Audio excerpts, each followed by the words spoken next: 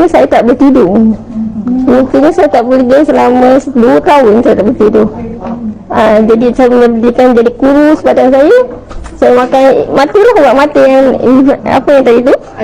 Bisa dulu tu dari situ saya makan ubat tu. Lepas tu pun tak menjadi tau masa tu. Tapi akhirnya saya pakai seluruh Alofin dengan Slokin. Dikesan lah. Lepas tu saya sakit darah tinggi semua okey lah. Result ni selama. Lepas tu saya dapat tahu yang mana saya ada sakit hati lah. Doktor kata saya sakit hati yang terlampau teruk lah. Dalam result ni saya dapat keputusan 110 masa tu bacaan result dia tu. Jadi doktor serahkan saya pergi Hospital Ismail.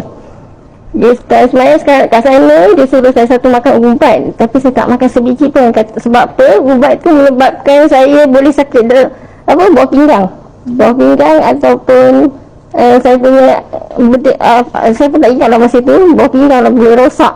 Tapi saya tak berani nak makan sebab kita tak nak bawah pinggang kita rosak kan. Jadi satu hari tu kawan saya cakap, jumpa dengan kawan saya lagi beritahu dengan kawan saya macam mana saya ada sakit hati kan. Dia kata hati je Zul, kata dia Zul cuba makan ubat ni, Liko ni lah, dia perkenalkan Liko. Dia kata Rizal kau makan ubat ni selama 2 minggu sebelum dapat keputusan daripada hospital lah. Saya makan 2 minggu, satu malam 2 biji. Selama 2 minggu akhirnya saya dapat keputusan yang bagus lah. Daripada 110 saya dapat doktor kata result awak normal.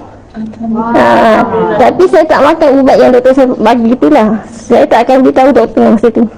Sampai sekarang saya tak akan beritahu. Masa saya makan Liko lagi, doktor kata awak jangan lepas makan ubat ni. Saya tak makan. Tapi doktor tak tahu. Saya dengar cakap kawan saya tu lah. Kata dia, jom kau teruskan makan ubat ni. Alhamdulillah sampai sekarang saya okey dah. Daripada berat badan saya turun 54, selama 20 kilo turun daripada 74, sekarang dah naik balik 60 lebih. Alhamdulillah. Saya nak syukur dah sebab badan saya makin sihat-sihat. Banyak ambil Liko tak ambil? Banyak saya ambil Bifin. Sesuatu tu saya ambil. Alhamdulillah. Tapi pakaian saya pakai seluar dengan dia. Okey.